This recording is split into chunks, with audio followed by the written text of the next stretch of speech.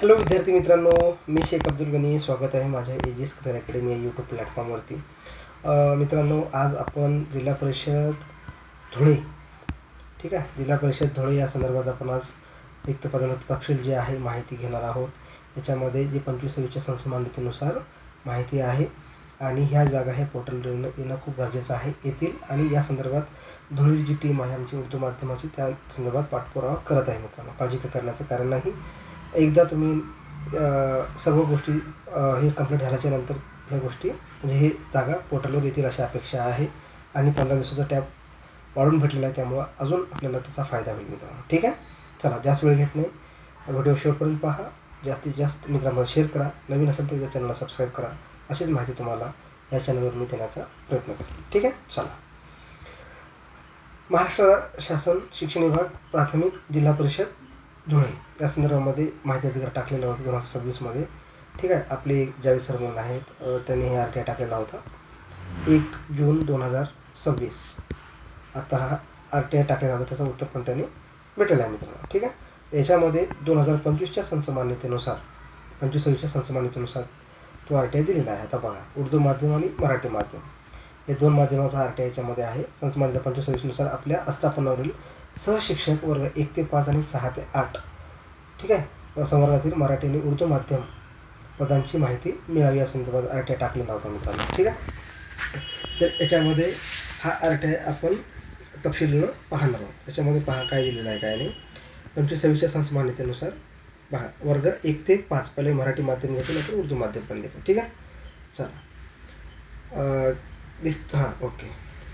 चला मित्रांनो, याच्यामध्ये विषय असा आहे की संख्या खूप आहेत. कार्यरत संख्या मंजूर पदे किती आहेत? 3111. कार्यरत पदे किती आहेत?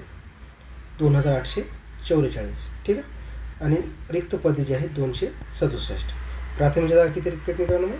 267 जागा जी आहे ती प्राथमिकच्या रिक्त आहेत. ओके, आता दुसरा जो मुद्दा आहे 6 ते 8 वर्गाचा मराठी माध्यमात सांगतो. 6 ते 8मध्ये मंजूर पदे जे आहेत ते 72 आहेत, कार्यरत पदे 42 आहेत. म्हणजे जर तुम्ही मायनस जर केलं तर 30 जागा ह्या रिक्त आहेत. साधारण जर विचार केला 1 ते 8चा मित्रांनो, ठीक आहे, 1 ते 8 जर आपण विचार केला, ठीक आहे, 267 प्लस 30 म्हणजे 7, 6 3 9 आणि हे 297 पदे रिक्त आहेत मित्रांनो.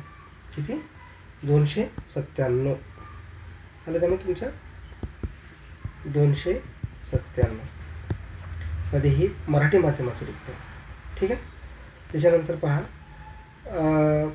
संसमान्यतेनुसार आपण मागील केलेली माहिती आपणास देण्यात येत आहे. उर्दू माध्यमाचं पण सांगतो. याच्यामध्ये दुसरं आहेत सईद सर यांनी RTI टाकलेला. त्याच्यामध्ये पहा, RTI कसं उर्दू माध्यमाचं 1 ते 5 या संवर्गामध्ये माहिती अधिकार अधिनियम दिलेला आहे. याच्यामध्ये ती सेम मागणी केलेली आहे उर्दू माध्यमाची 1 ते 8ची. ठीक आहे, तर पहा, याच्यामध्ये त्यांनी काय केलं आहे, मंजूर पदे 65 आहेत, कार्यरत पदे 63 आहेत आणि रिक्त पदे 2 आहेत. म्हणजे 6 ते 8चे किती पदे रिक्त आहेत?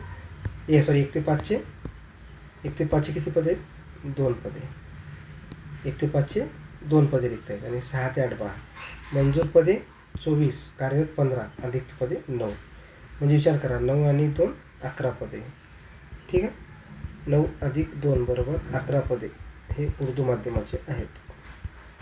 ठीक आहे, हे तुम्ही समजून घेऊ शकता.